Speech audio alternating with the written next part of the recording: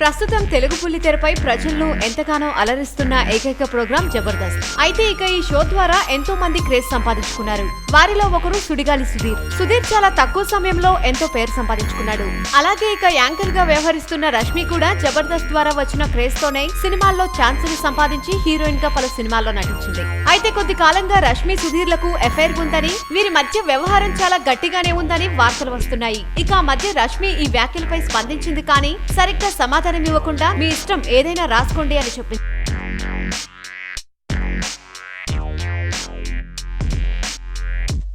ఇక తాజాగా ప్రముఖ ఛానల్ కి ఇచ్చిన ఇంటర్వ్యూలో సుధీర్ మాట్లాడుతూ రష్మితో తనకి ఎలాంటి రిలేషన్ లేదని తేల్చేశాడు. కేవలం స్కిట్ లో ఫన్ కోసం రష్మితో తనని లింకప్ చేస్తుంటారని, అలాగే తనకి అమ్మాయిలు పిచ్చి ఉన్నట్టుగా స్కిట్లు రాస్తుంటారని, దీంతో నిజంగానే తన క్యారెక్టర్ బ్యాడ్ అనే ప్రచారం జరిగిపోయి ఎవరూ పిల్లని కూడా ఇవ్వడం లేదని సుధీర్ జోక్ చేశాడు. ఇక నాకు ఖాళీ దొరికితే 2 రోజులు ఎక్కడికైనా వెళ్లి హ్యాపీగా ఎంజాయ్ చేస్తానని చెప్పాడు.